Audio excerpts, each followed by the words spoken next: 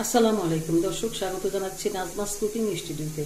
আজ আমি একটা ভিন্ন ধরনের খুব সহজ রেসিপি নিয়ে হাজির হলাম। আজ আমি তৈরি করে দেখাবো পাঁচমিশালি সবজি রান্না। যে সবজিটা আমার বাসায় অহরহই হয়ে থাকে, তবে আজকে একটু ভিন্ন রকম করে রান্না করে দেখাবো, আপনারা দেখুন।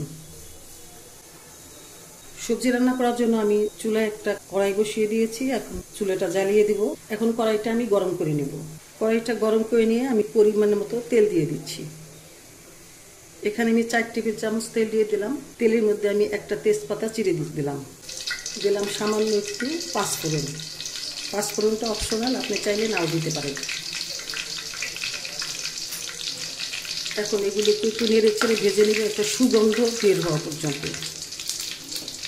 সব কিছু যখন ভেজে নেওয়া হয়ে গেল, এখন আমি এখানে এই সবজিগুলো দিয়ে দেব।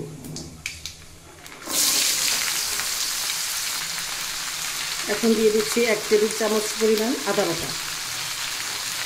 দিচ্ছি স্বাদ মতো লবণ। এবার একটু সব নেড়ে চেড়ে মিশিয়ে নেব।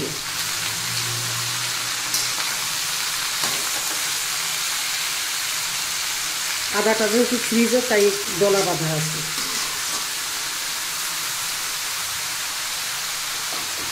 দিয়ে দিচ্ছি হাফ চা চামচ ধনিয়ার গুঁড়া। দিচ্ছি সামান্য একটু হলুদের গুঁড়া। এবার দিচ্ছি 1 চা চামচ জিরের গুঁড়া। আপনি চাইলে এখানে জিরের বাটাও দিতে পারেন।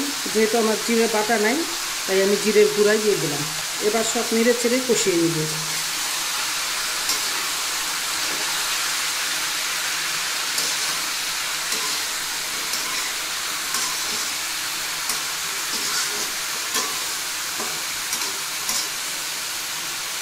এবার কড়াইটা ঢেকে মাঝারি এবং লো হিটের মাঝামাঝিতে রেখে রান্না করে নিব। আমি 1 মিনিট সময় রান্না করে নিব, তারপরে আবার নেড়ে চেড়ে নিব।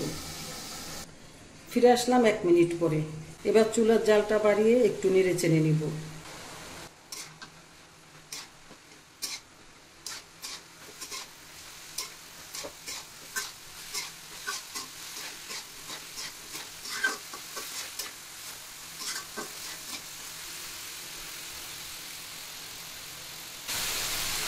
আবার ঢেকে রান্না করে নিব। আমি এটাকে একদম সিদ্ধ করে নিব, একদম লো হিটে রেখে দেব।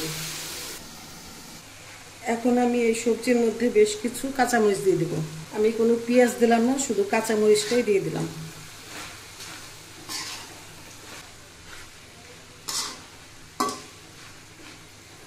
আবার ঢেকে 5 মিনিট সময় রান্না করে নিব। চুলার তাপটা লো হিটে রাখা আছে।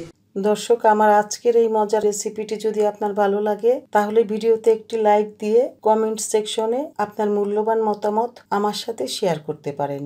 আর ভিডিওটি শেয়ার করার জন্য অনুরোধ রইল আপনার ফ্রেন্ডস অ্যান্ড ফ্যামিলির মাঝে।